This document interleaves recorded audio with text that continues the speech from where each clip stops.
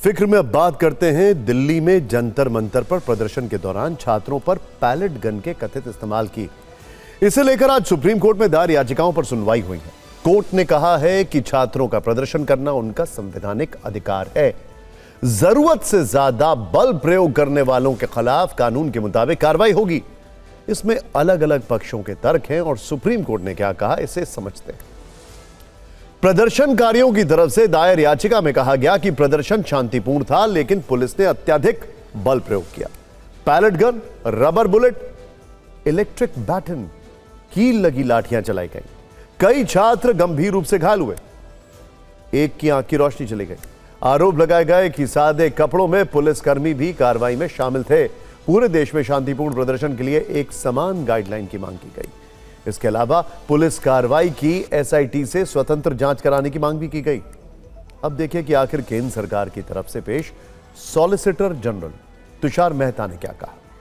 केंद्र सरकार की तरफ से कहा गया कि प्रदर्शन में असामाजिक और आपराधिक तत्व भी घुस आए थे। इनके हमलों में 250 से ज्यादा पुलिसकर्मी घायल हुए हैं। पुलिस की कार्रवाई को केवल एक तरफा नहीं देखा जा सकता। छात्रों को शांतिपूर्ण प्रदर्शन का अधिकार है, लेकिन कानून तोड़ने वालों को सजा मिलनी चाहिए। सभी पक्षों को सुनने के बाद सुप्रीम कोर्ट ने अपने अंतरिम आदेश में कहा, अंतरिम आदेश, शांतिपूर्ण प्रदर्शन करने वाले छात्रों पर कोई कड़ी कार्रवाई नहीं होगी। आपराधिक रिकॉर्ड न रखने वाले नाबालिगों को रिहा किया जाएगा। CCTV, drone, body cam, wireless और पीसीआर रिकॉर्ड सुरक्षित रखे जाएं। प्रदर्शनकारियों का मोबाइल, अन्य डिजिटल डेटा सुरक्षित रखा जाए। कोर्ट ने दिल्ली, यूपी, एमपी, बिहार, पश्चिम बंगाल, केरल, असम समेत सभी राज्यों को नोटिस जारी किया। सभी राज्यों के मुख्य सचिवों को अगली सुनवाई में ऑनलाइन पेश होने का आदेश दिया गया है। प्रदर्शनकारियों के खिलाफ पुलिस की कार्रवाई पर सुप्रीम कोर्ट ने कहा कि अगर तय नियमों का उल्लंघन होता है तो कानून को इस पर कार्रवाई करनी चाहिए। आपको बता दें कि सुप्रीम कोर्ट का यह अंतिम फैसला नहीं है, बल्कि यह अंतरिम आदेश है, इंटरिम ऑर्डर जिसे अंग्रेजी में कहते हैं। मामले की अगली सुनवाई सोमवार यानी 3 अगस्त को होगी। वैसे आज जंतर मंतर पर प्रदर्शन के दौरान रैपिड एक्शन फोर्स द्वारा पैलेट गन का शिकार हुए पीड़ित युवक भी न्याय के लिए सुप्रीम कोर्ट गए। अनुच्छेद 32 के तहत सीधे सुप्रीम कोर्ट में एक पूर्व आईपीएस अधिकारी यशोवर्धन और 2 अन्य लोगों प्रशांत कुमार सिंह और शेख इरशाद मंसूरी ने याचिका दाखिल की। याचिकाकर्ता प्रशांत कुमार सिंह और शेख इरशाद मंसूरी ने कहा कि अचानक रैपिड एक्शन फोर्स ने पंप एक्शन गन से छर्रों की बौछार कर दी, जिससे छर्रे हमारे शरीर में जा घुसे। इसके बाद तुरंत तेज दर्द हुआ और खून बहने लगा। हमें लेडी हार्डिंग मेडिकल कॉलेज लाया गया, जहां छर्रों को निकालने के लिए सर्जरी की गई। याचिकाकर्ताओं का दावा है कि अस्पताल में कई और लोग थे जो इस तरह के इलाज के लिए आए थे। पेपर लीक से परेशान युवाओं पर पैलेट गन के कथित इस्तेमाल ने कई गंभीर संवैधानिक और मानवीय सवाल खड़े कर दिए। इसे लेकर आज संसद में पुलिस की कार्रवाई पर भी सवाल खड़े किए।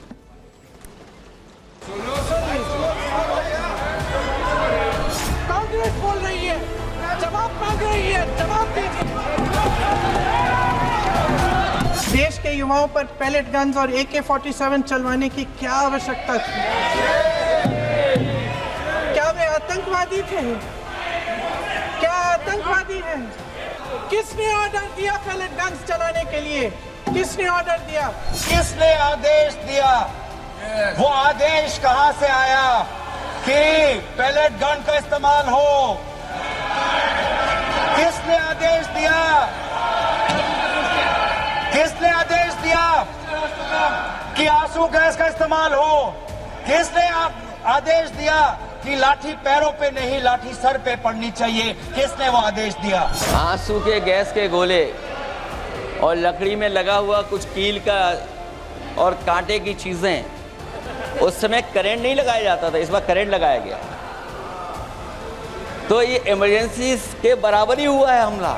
I was sitting in the Lok Sabha canteen. House was not functional. You also missed it. We've all heard the loud sounds outside.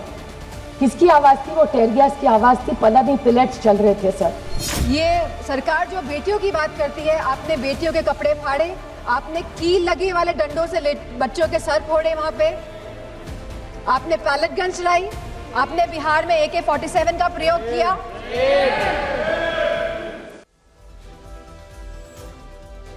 वैसे सुप्रीम कोर्ट के फैसले के बाद कॉकरोच जनता पार्टी के प्रवक्ता सौरभ दास काफी नाराज दिखे हैं।